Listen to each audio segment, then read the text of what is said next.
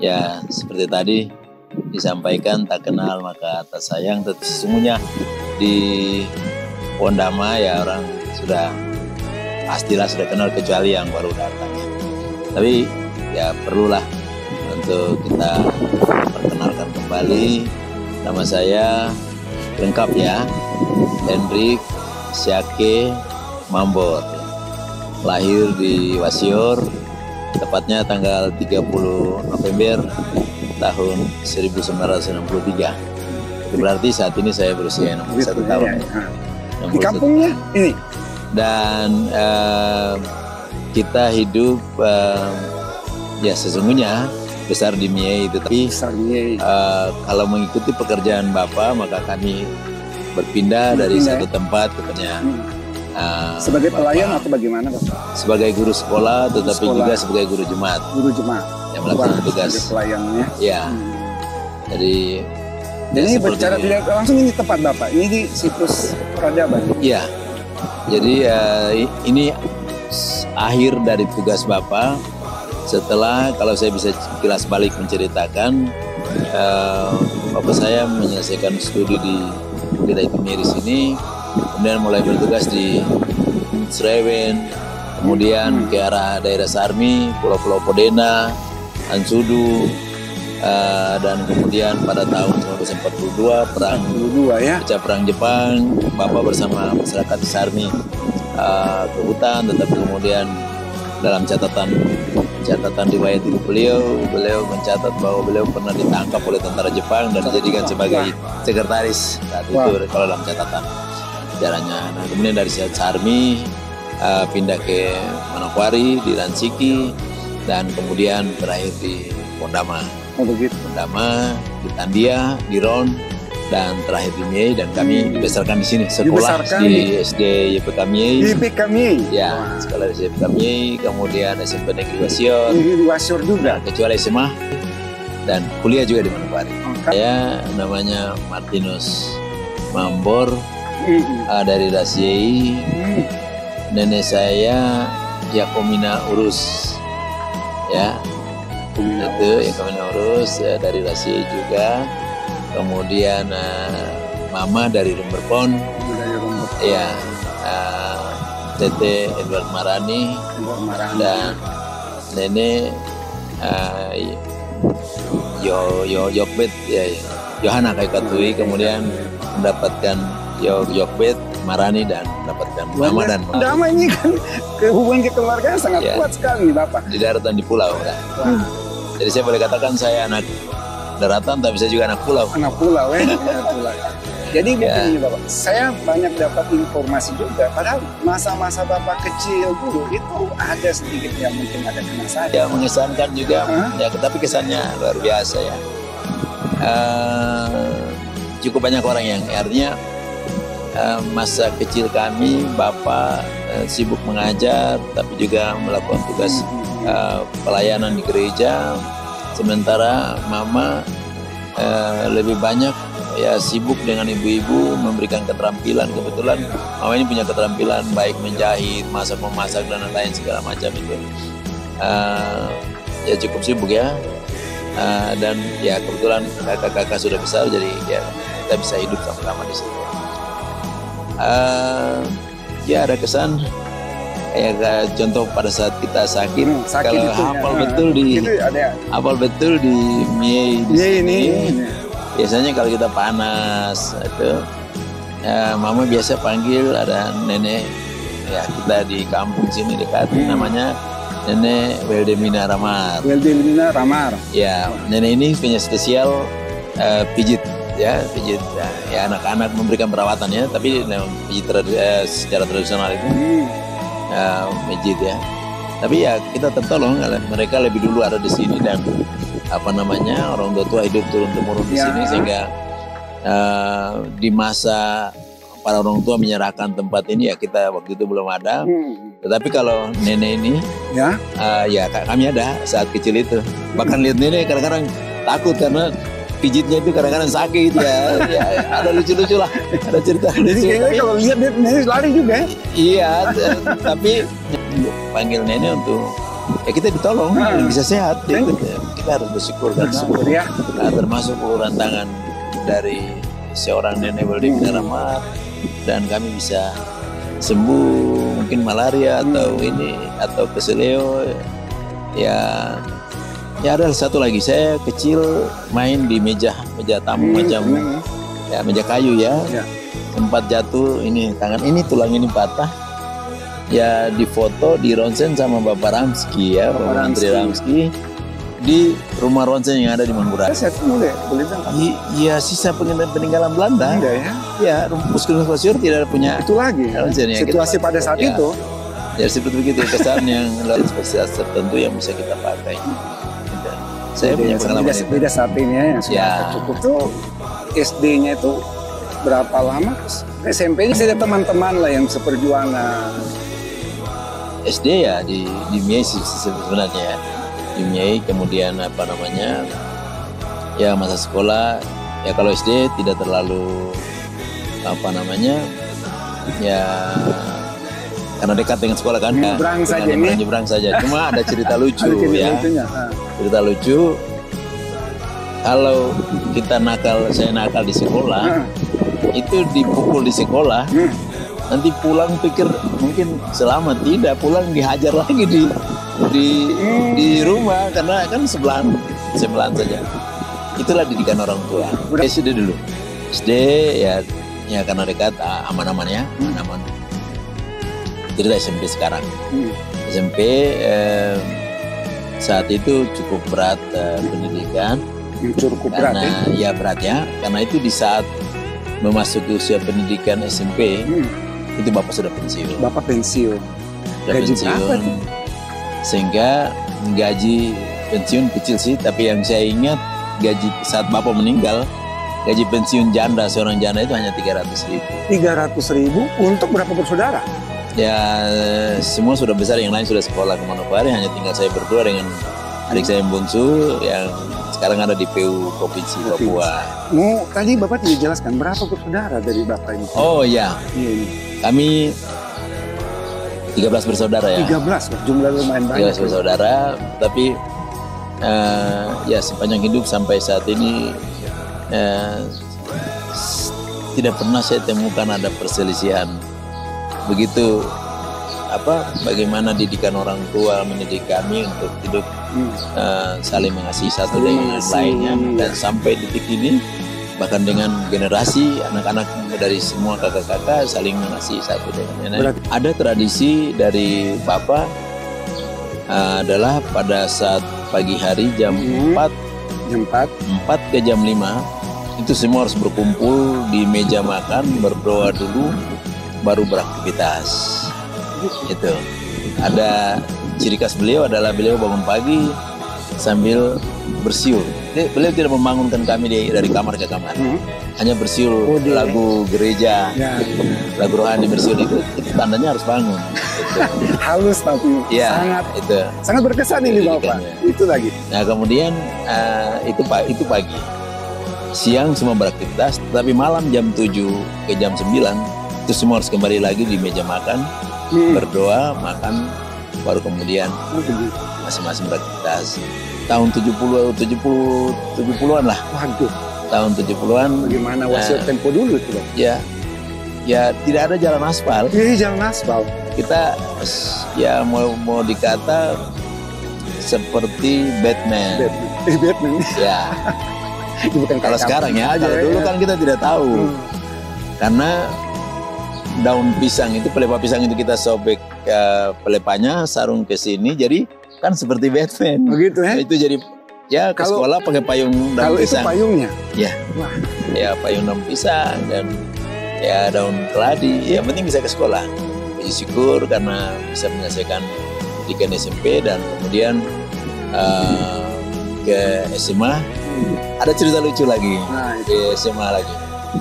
Di SMA waktu itu ya kita di sana ke Manokwari. Manokwari ya? Sebagiannya SMA-nya di sana saja ya? Ya. Saya sempat sekolah di SMA Ekumene. Saat itu SMA Ekumene pertama kali buka. Kelas 1 naik kelas 2 IPA. Saat itu.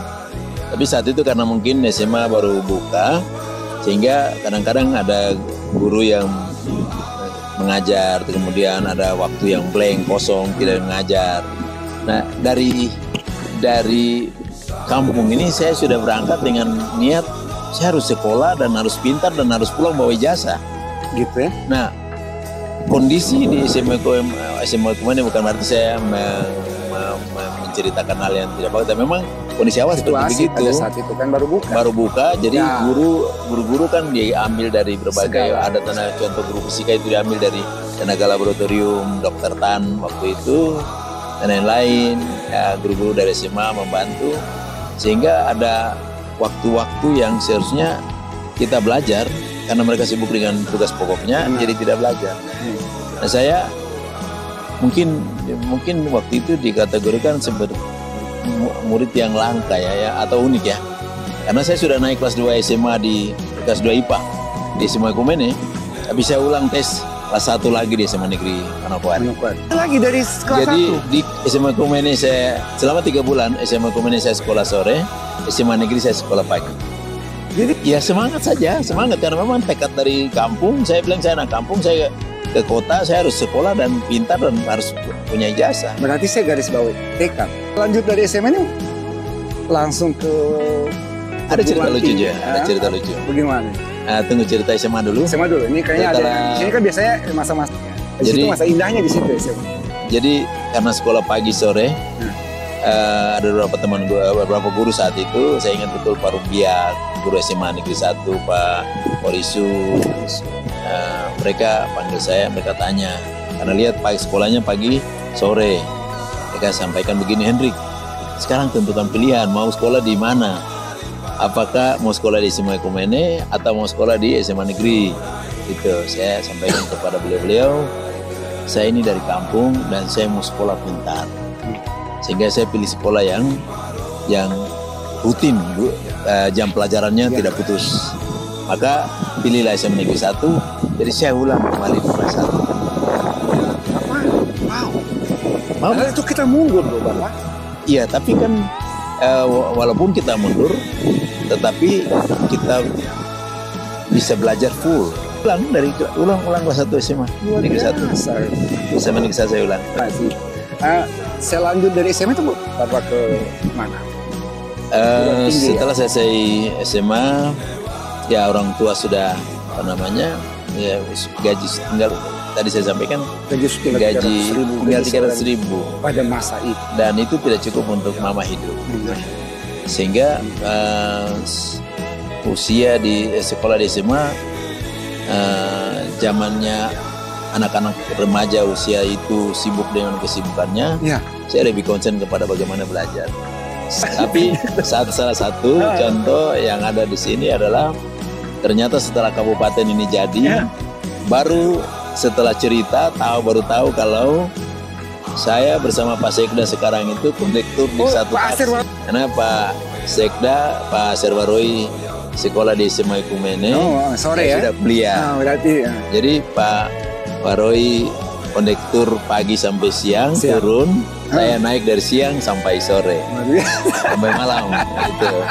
Itu kita tidak saling mengetahui. Iya. Setelah ada di Wondawa baru ternyata kita satu mobil yang supir yang sama. Hanya tidak mau tahu. Begitu, tidak mau tahu. Sekarang Allah pertemukan nih Bapak. Iya. Bapak jadi setelah itu Bapak lanjut ke perguruan tinggi ya? Iya.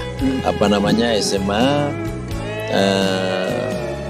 Ya hampir tidak kuliah karena kan tidak kuliah. Waktu tes kan anak-anak ya tidak ada biaya lah. Saya bersyukur karena sepanjang sekolah di SMA bagaimana menjaga perilaku itu baik dengan semua teman-teman, sehingga mereka itu yang menjadi semacam yang mengajak, mari kita tes, motivasi. Yang mereka motivasi, bagian dari motivator ya. Iya. Padahal saya sudah putus asa sebenarnya karena siapa yang membiayai saya, itu. Tetapi mereka mengajak, ayo kita tes. Satu sejarah yang tidak saya lupakan adalah kami ngisi formulir karena ruangan peserta tes sudah penuh. Kami ngisi dulu masih pakai pensil 2B yang lingkar-lingkar itu, jawaban itu di gudang semen. Gudang beras. Gudang berasnya Iya, gudang beras, bukan, gudang berasnya pegawai Paperta, dekat pohon beringin yang di pinggir jalan itu. Pohon beringin. Sekarang jadi apa? Kertas koran, kemudian lembar jawabannya itu kita ngisi. Pak, zaman sekarang ini sudah ini kan tidak ada penghasilan. Bagaimana Bapak bisa menongkai itu? Bisa apa namanya? Biaya itu tertutup itu. Saya bersyukur karena Tuhan terus buka jalan. Tuhan. Selesai tes, ada teman ngajak saya ke Jayapura. Ya saya tidak berpikir tidak menduga kalau nanti lulus. Itu ke Jayapura, kami tinggal di APO dengan kepala pemadam kebakaran di Jayapura, Pak Nomberi namanya itu.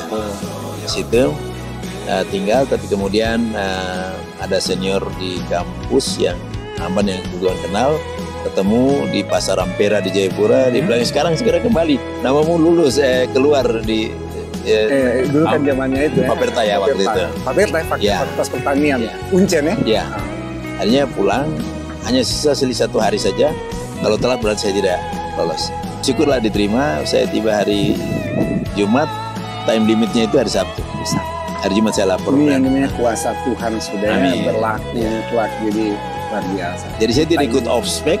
Langsung masuk kamu. Jadi langsung kuliah, dan persyaratan saat itu kalau tidak ikut ospek tidak boleh menggunakan fasilitas laboratorium, tidak boleh tinggal di asrama dan lain-lain. Allah. Tapi bagaimana? Saya bisa tinggal di asrama, bisa gunakan fasilitas laboratorium, perpustakaan. Bahkan saya kuliah sampai semester 5 ikut menwa, baru saya ospek. Cerita yang lucu kita, sikap perilaku kita di lingkungan yang mana kita berada, sehingga contoh untuk penggunaan buku di perpustakaan. Kalau satu buku saja, buku cuma 1 judul, itu nggak boleh dipinjam. Tapi saya bisa pinjam, bawa pulang. Ini caranya. Ini karena ya itu bagaimana kita menjaga pendekatan, itu kita, sikap kita, bagaimana perilaku kita dengan semua orang. Sehingga ya waktu itu saya ingat betul Pak Komsari mengatakan begini, Henry, kamu ini mahasiswa yang unik. Unik atau langka lah, saya lupa waktu itu beliau sampaikan. Karena tidak ospek, tapi bisa tinggal di asrama, kuliah sampai semester 5, bisa masuk laboratorium, ikut menwa dulu, laboratorium dan lain. Baru setelah semester 5 baru ikut ospek. Berarti beliau Bapak, saya harus panggilnya tuh Abang nih, karena sebagai seorang manggilnya Abang nih. Sesungguhnya tadi saya sudah sampaikan bahwa titik awalnya itu ada di SMA itu. Memang sudah termotivasi dalam diri saya bahwa saya ke kota ke Manokwari dan harus sekolah, harus pintar, harus punya ijazah dan kembali ke kampung. Itu saya tidak tahu, tapi memang tertanam dalam batin saya bahwa saya harus kembali sini. Kenapa? Karena berangkat dari kesulitan, ikut Bapak dari kampung ke kampung, kita merasakan kesulitan yang luar biasa. Sekolah di SMP juga susah. Sampai selesai kuliahnya itu ya, itu kuliahnya selesai tahun berapa? 90 baru kelar. Nganggur jadi pengangguran. Iya, pernah nganggur. Bagaimana jadi seorang sarjana itu nganggurin? Kerja apa? Ya, setelah selesai kuliah, cuma saya lebih banyak aktif di gereja. Ya, pernah jadi ketua pemuda di Maniosi Wirsi, pernah jadi ketua sekolah minggu. Jadi hampir waktu itu saya habiskan di gereja bersama-sama dengan teman-teman pemuda, dengan sekolah minggu. Saya melihat kebesaran Tuhan, jadi ada waktu itu kan sempat ya rasa bagaimana ya di hati, lihat teman-teman lain yang seangkatan sudah kerja, saya belum. Berapa lama? Ya 9 tahun 90 kan 92 saya tugas pertama sini, berarti ada 2 tahun. Iya. 2 tahun kan tidak nganggur kan? Karena 90 tamat, 92 mulai calon pegawai di Bondama. Jadi 2 tahun nganggur. Ini kayaknya pasti Bapak punya memori masih ada di benak itu. Ya cukup punya kesan yang luar biasa. Ini di Batu pada saat Doa langsung sekaligus ini kita aturkan. Saat saya merasa sulit, merasa, tapi Tuhan buka jalan untuk saya. Saat itu teman-teman semua sudah kerja, dan saya belum kerja. Tapi saya terus beraktivitas di gereja Sebagai pelayan. ya. Nah, saya usia di kelas 2 SMA itu sudah mengikuti kursus dasar mengajar sekolah minggu, terus lanjutan. Dan saya mulai mengajar sekolah minggu itu di kelas 3 SMA. Nah, kemudian ya aktif di pemuda, dan ada satu waktu pada saya melihat teman-teman saya sudah bekerja semua, dan sempat satu waktu saya berdoa di gereja, berdoa di depan meja altar itu, datang macam meja altar begini, saya berduduk di depan sini berdoa kepada Tuhan. Ya panjang lah, tapi yang saya ingat waktu itu ada sepotong kalimat, saya bilang, Tuhan, tiap hari saya ada di dalam rumah ini. Teman-teman saya yang lain sudah kerja, kenapa saya belum? Bisa kita melamar di berbagai tempat kan?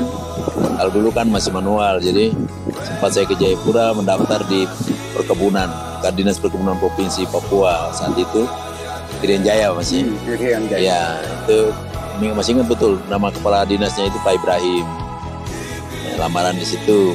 Dalam sempat kirim lamaran ke Pemda Serui. Ya.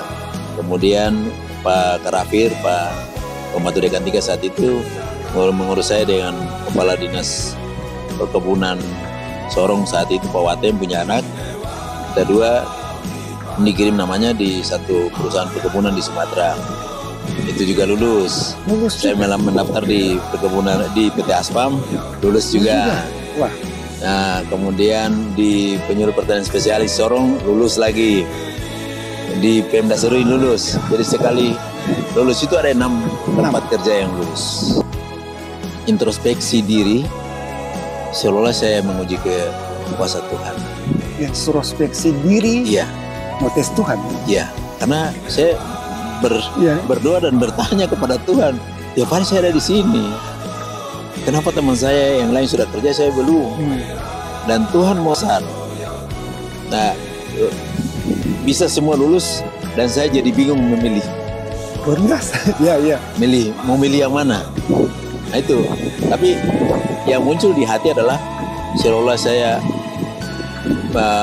tidak meyakini kuasa Tuhan. Langkah yang saya lakukan adalah saya kembali lagi berlutut di depan meja altar dan berdoa minta ampun kepada Tuhan. Dan saya minta ampun kalau seolah saya menguji kuasa Tuhan. Dan Tuhan menunjukkan bahwa kalau uji saya kasih tunjuk. 6. Bingung kan? Bingung. 6 dong. Ya, bingung. Nah, jadi untuk PT Haspam itu di Kalimantan sudah siap berangkat bersama dengan kepala perkebunan Sorong saat itu punya anak. Kemudian sempat kerja sebagai penyuluh pertanian spesialis di pernah juga. Iya, selama 3 bulan. Tapi pengumuman Manokwari punya penerimaan pegawai keluar, saya pilih kembali ke Manokwari. Lewat Manokwari. Iya. Dan SK feelingnya Bapak, kenapa harus ambil Manokwari? Ya, apa bukan feeling, insting gitu. Itulah. Karena saya tidak menduga pilihan Manokwari itu membawa saya kembali ke Wondama menjadi calon pegawai di sini pada tahun 92. Jadi calon pegawai sini. Jadi akhirnya dari situ Bapak langsung di Manokwari, penempatannya di Wasior. Di Wasior sebagai calon pegawai di sini. Sebagai calon pegawai. Calon pegawai di sini.